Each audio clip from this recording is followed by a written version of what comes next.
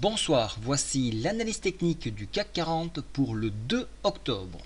Alors aujourd'hui nous avons une envolée de l'indice en open, créant ainsi un gap, et au fur et à mesure de la journée nous l'avons comblé. Alors pourquoi nous l'avons comblé? Au fur et à mesure que nous avançons dans la journée, les statistiques américaines n'étaient pas au rendez-vous, et donc qui dit pas rendez-vous dit pas de hausse de taux, pas de retour à la croissance, et donc le marché perd confiance, et voilà pourquoi nous nous retrouvons dans le rouge actuellement.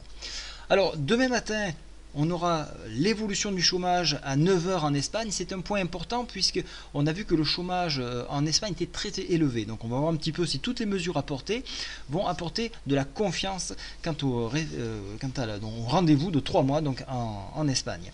14h30 aux US, les créations d'emplois ainsi que le taux du chômage. Le taux du chômage qui était la principale motivation pour le quantitative easing. Maintenant, avant d'attaquer le graphique, je vous rappelle qu'il y a la formation du 7 novembre sur Aix-en-Provence.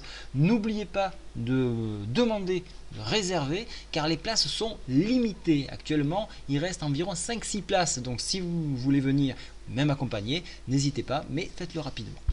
Maintenant, l'indice parisien, vous voyez que nous sommes heurtés à cette médiane. Je vous avais dit, attention, la médiane, c'est un gros barrage pour les haussiers.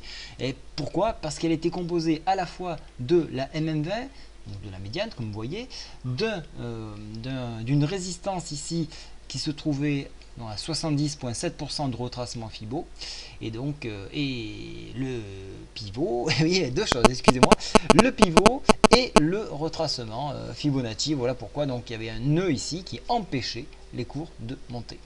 Donc de ce point là on rebaisse à cause des nouvelles aux US, et on vient donc combler le gap et s'appuyer sur un support ici à 4416 points.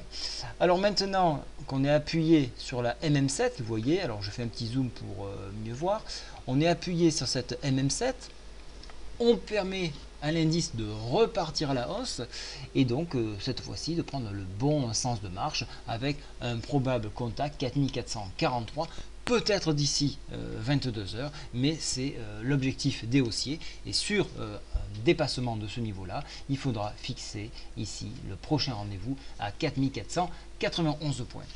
Si toutefois le support ne tenait pas d'ici 22 heures, alors à ce moment-là, on enfoncerait la MM7 et on viendrait chercher à combler ce gap. Rappelez-vous, il est là depuis 2 jours, donc on peut effectivement chercher un comblement de gap sur 4376 et venir chercher un appui 4366. D'un point de vue indicateur, les signaux commencent de repartir vers un mouvement plutôt haussier. D'un point de vue graphique, comme je vous l'ai dit, dans la zone M7, MM20, il est difficile de travailler, et donc il faut ou défendre la 20 ou défendre la 7, mais au milieu entre deux c'est difficile de le trader. Donc personnellement moi j'attends des débordements pour recommencer de travailler sur ces indices.